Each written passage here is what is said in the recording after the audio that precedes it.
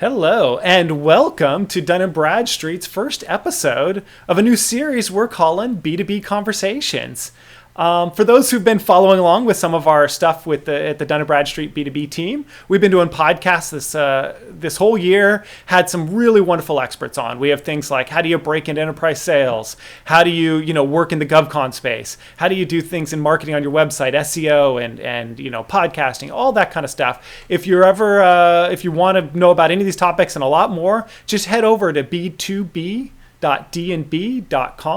There's got lots of good stuff there, and we're going to be adding this conversation today up to that site as soon as it's ready. But today we are on Facebook. We're doing Facebook Live. As I said, it's something a little bit different, and I'm really excited. We have Tim Barry, who I don't think could be a better first guest. So welcome, Tim.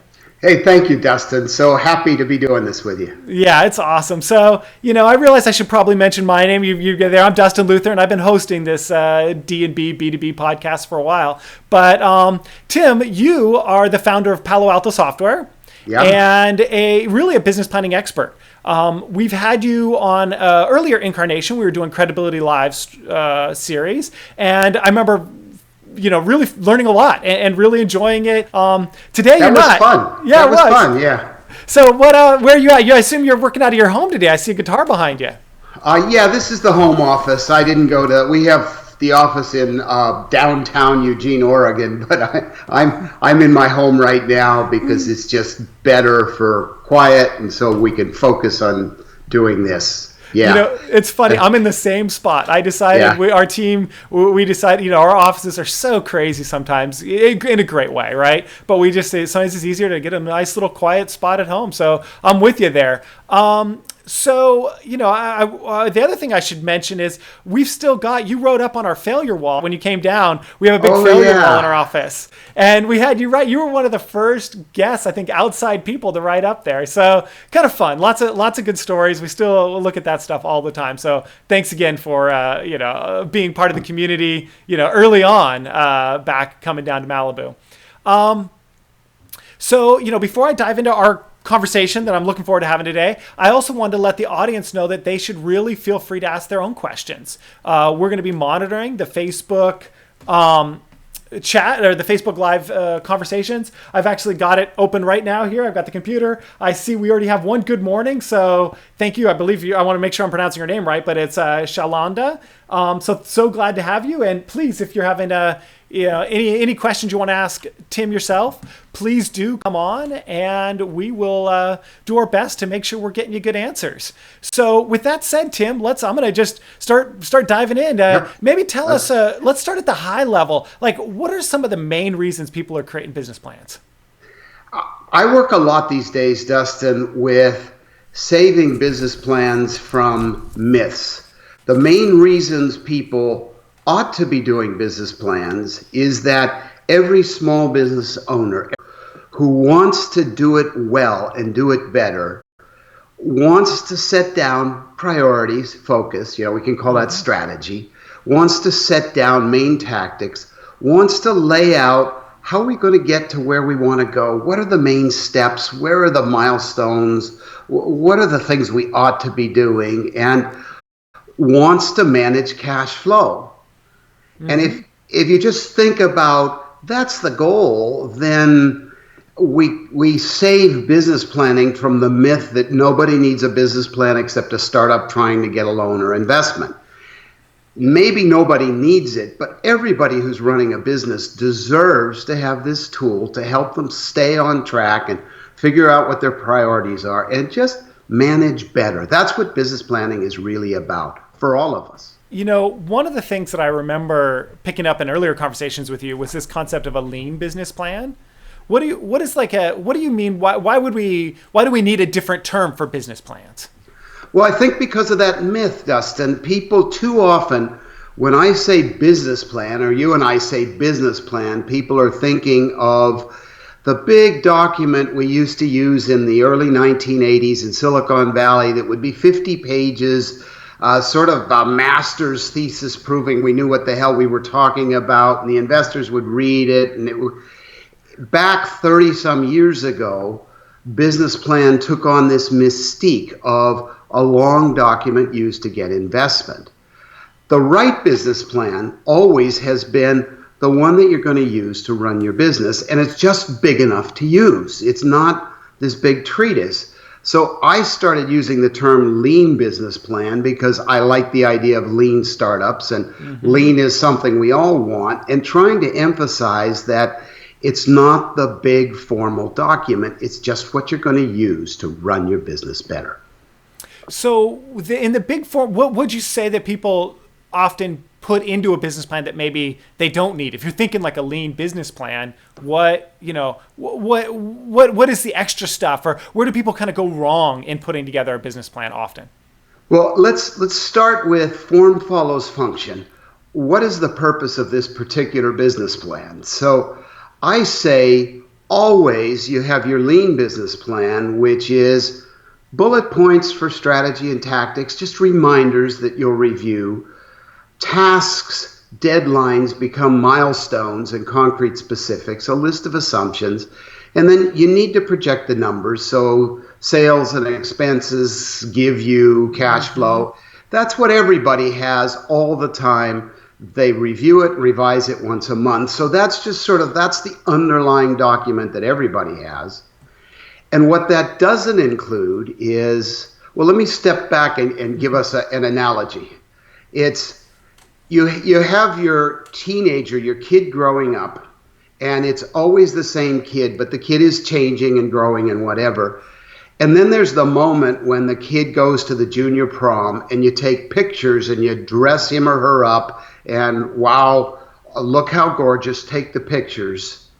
And then the next day they're back in whatever, and it's the same kid, but you dress it in different clothes. Well, I say your lean business plan is forever fresh, getting reviewed and revised every month. And going back, Dustin, to you said, so what do you not do?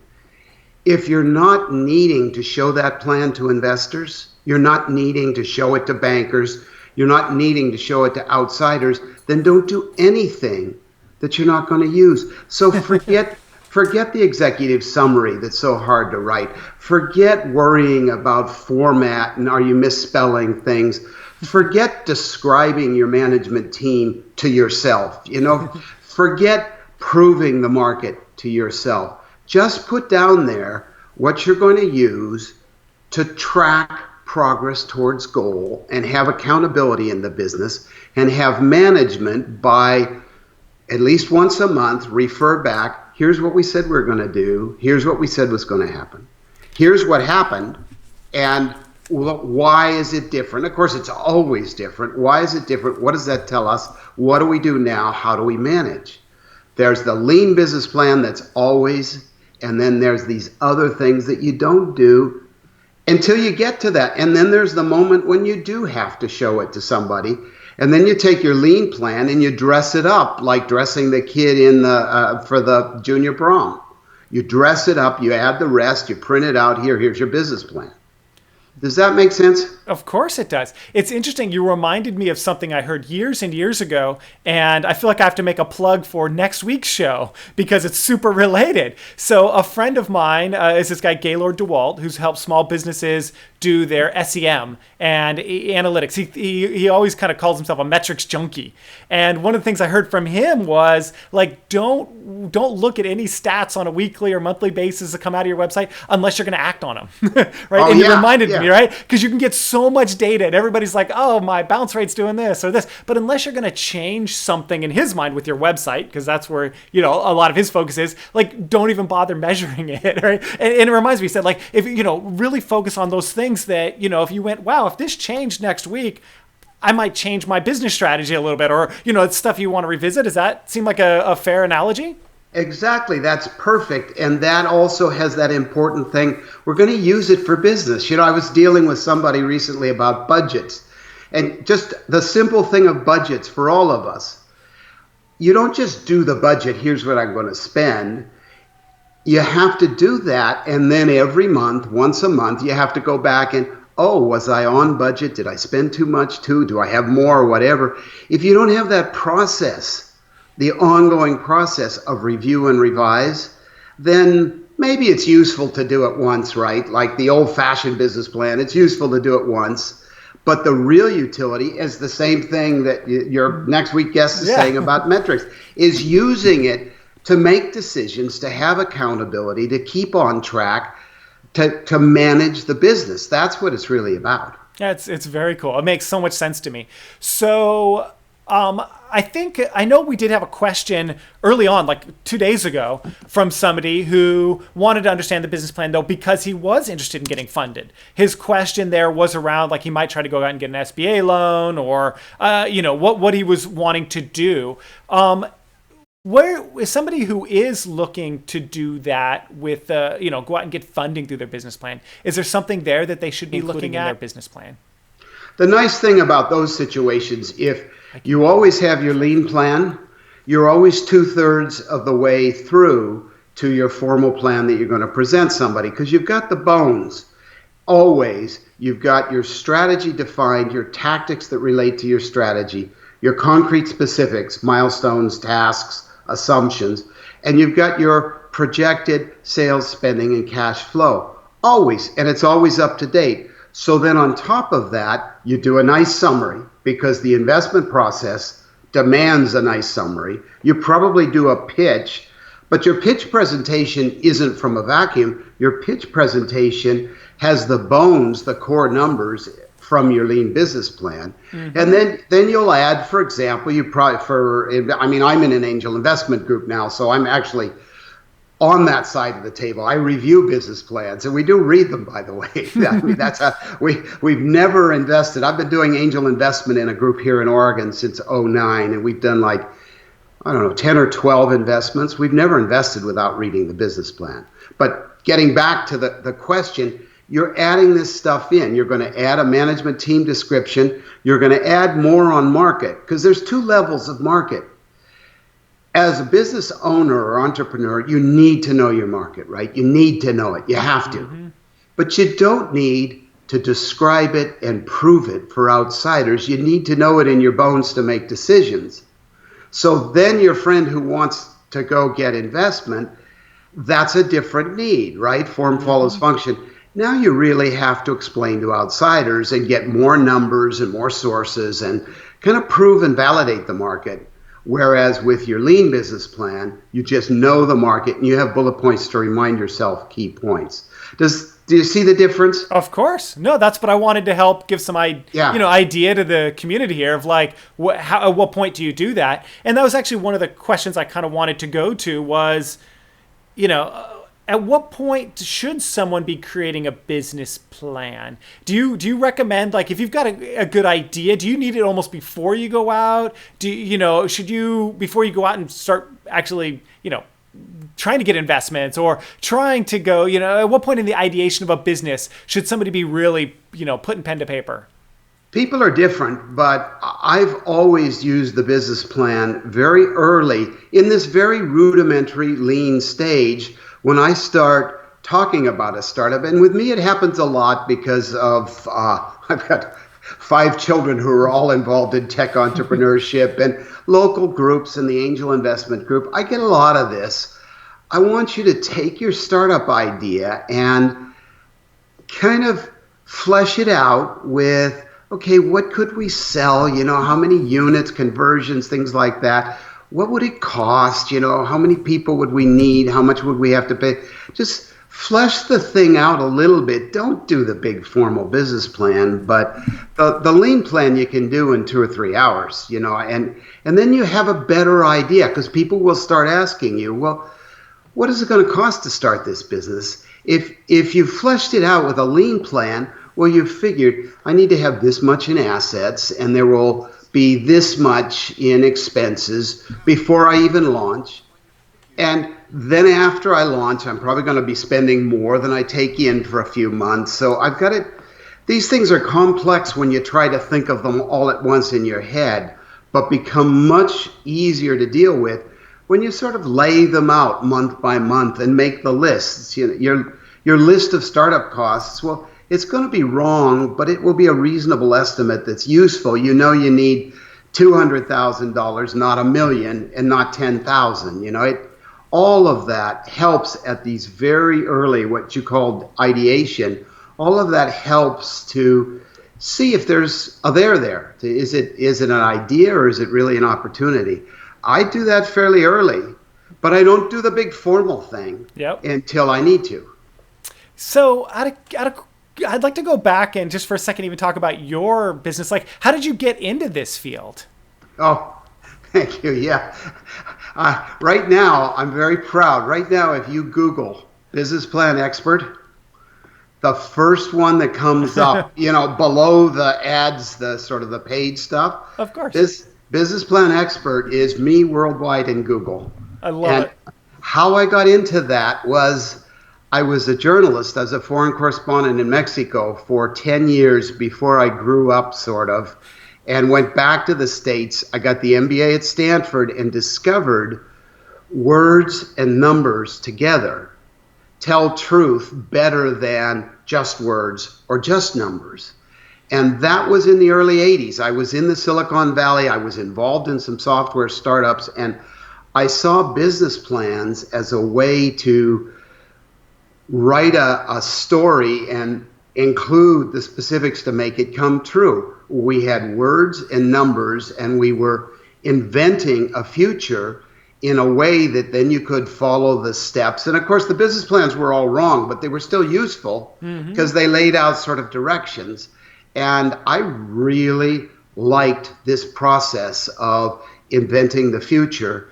So after 3 years as a VP in a consulting company doing market research, I went on my own, focusing on business plans. I was doing templates for business planning in the middle 80s. I was writing books in the middle 80s. I had clients that were paying me to help. Well, Apple Computer, Hewlett Packard, IBM would pay me to help their dealers do business planning. And that's been a lot of years now. And I guess I've never gotten bored or never lost the faith that this was valuable to the people who did it.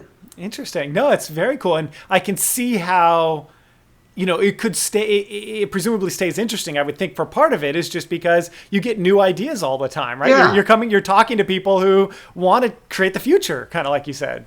Absolutely. To me, it's just that many years later, it's still fascinating when, hey, here's something we can do. I'm involved with 4 or 5 of them right now as some of them are family related, some of them I've invested in, where you're looking at the future, and that's exciting. Hey, we could build this thing. Palo Alto Software, when I started it, right now it has 65 employees and sales are heading towards 15 million a year. We own it. My family owns it. Yep. Me, my wife, our kids. We don't have outside investors. And over the years since we started selling business plan software in the middle 90s, huge satisfaction. How many people in our employ have bought houses here in Eugene, Oregon? How many people are alumni and have started their own business, and there's a number of those. It's just enormously exciting to build something out of nothing, Now there's these offices where 65 people go every morning, and it just, I love that. That's creation in a very pure form for me. And the business plan is where you start. It's like your first design for your painting, I totally love it. And I can see that. I was, at one point, I created my own company back in the mid 2000s. And I was really influenced by a guy named Paul Hawken, who wrote How to Grow a Business Plan in the 80s. You mentioned that. I guess my mind is going back and want to say, like, who are some of your influences? Oh, that's funny you mentioned Paul Hawken. He was a co-panelist with me several times when we were doing workshops at Apple. And I love that book. That's a 1984 book, Growing a Business, by Paul Hawken, because the spirit of that is the business grows out of something you want to do that the world needs. And it's that grassroots doing the right thing well, doing something that people will pay for, that I got first from Paul Hawken. And that book, I met him as a speaker, but I loved his book. And for our audience, he narrates about 11 businesses, how they started. Ben & Jerry's comes to mind in that book, how it was two free thinkers somewhere in New England, Vermont or somewhere, who wanted to do ice cream, and people wanted to buy the ice cream and went from one store. And that's that sort of creating a business has always been exciting to me. You mentioned other influences. I've dealt with Guy Kawasaki since the middle 80s when he was evangelist at Apple and I was consultant to Apple from 82 to 94. So Guy and I have stayed in touch. And when I was part-time teaching entrepreneurship, I was using his book, The Art of the Start, as a text. And I still like the way he thinks and like his work. I've seen him speak. He's a great speaker for Oh, sure. yeah, yeah. And he's got that pure sense of what it means to start a new thing. You know, make meaning is one of his causes for a business. You know, prove that you can do it. Do something that your boss won't do, but you know you can do. It's that effervescent excitement of creating something new that drives me, and done well, drives the business planning. Yep. No, I love it. So I think I wanted to dive into your background a little bit there. I'm kind of so glad we did. There's some great stories there. But I kind of also think, and I'll go back into business plans a little bit here, where and ask you more. Just where do you see people, really mess up? Where do business plans go wrong when you see one? Maybe put on the investor hat you have. From the investor point of view, the biggest mistake by far, and by far the most common, is this odd conception that startups are supposed to be profitable. Investors know that you can either be high growth or profitable, but not both. It's just, you can't do it. And I see so many business plans that the founders are proud of projecting totally impossible profitability. You know, I see these things where they think they're going to make 40 and 50% on sales. And you go look at any database, and real business, sometimes they'll get into the teens if they're brand new and have a great idea and so on for a while. But business settles in, the real well-run businesses get 8 or 10% on sales. And growing businesses lose money. That's why they need investment, right? Because they need to cover that deficit. So that's by far of the business plans that I see in the investment context, that's the biggest mistake. Out in the real world, the biggest mistake is, oh, it's too hard, it's too big, I don't have time for that, that's for startups. Just do it and keep it simple. Do bullet points for strategy, bullet points for tactics, list your assumptions, list your major milestones to come, assign your tasks, and project sales, spending, and cash flow. And there's your lean business plan, and then review it and revise it every month, and you've got management. If it's the equivalent of having a destination, a GPS, and real-time information coming in on traffic and weather. That's how you run your business. I love it. I want to ask a question about, let's say, the last business plan, or I should say the last business that you decided to get involved with that maybe wasn't one of your kids, like not a personal one. What stuck out about that business plan when you saw it? Like, is there something you looked at and went, that's the business, I got to talk to these guys, or I want to be part of this team?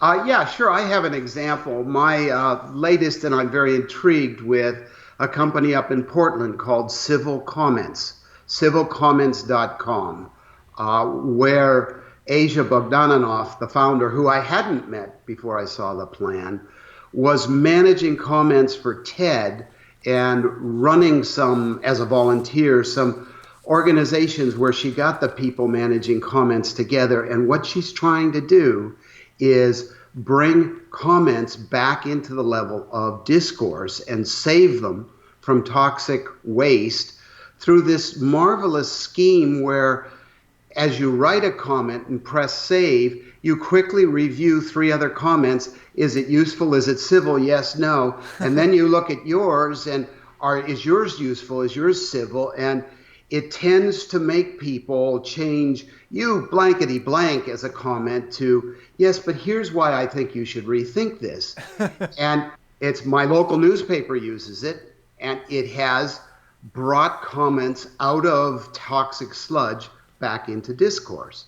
So that's one that was done with LivePlan, my company's product, where I saw the business plan, met the people, and believe in what they're doing. It makes the world better. And yeah, they're going to make some money. They're not going to be profitable because they're growing, but there's an example. That's one that I'm That's involved very with. cool. What stuck out specifically in their business plan?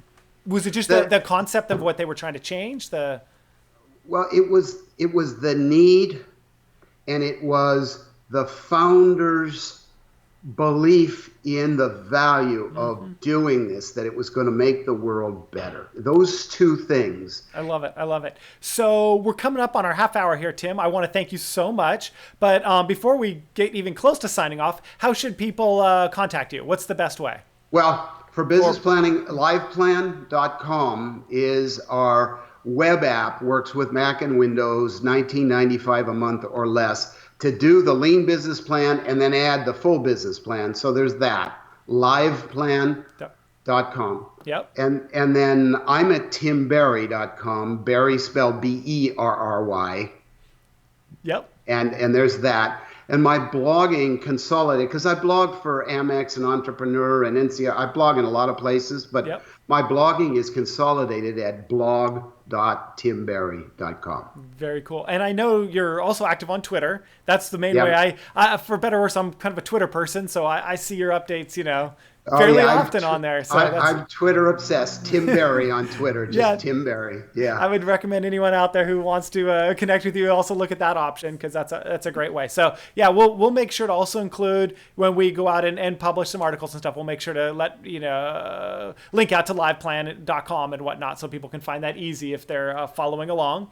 And we'll post this recording up, the audio, all that will be their podcasts, and probably we're going to throw this in a blog post as soon as possible. People can find all of that at b2b.dnb.com. That B2B site's a relatively new site we're just putting up, and looking forward to all the great conversations that we've had, from the podcast. Those things are going up there. But really, these conversations we're going to bring to Facebook Live. So, Tim, I really want to thank you for being part of this very first episode here on Facebook. What an honor. I'm so pleased to be here and proud, and thank you, Dustin. This is fun. It's great, and I look forward to doing more of this in the future. So thanks again. As I said, if anyone's got any questions, they can always follow up with us. We will be, we're pretty easy to reach. As I say, go to that b2b.dnb.com. So thanks again from the entire Dun & Bradstreet community, Tim. It's been great to have you. With pleasure.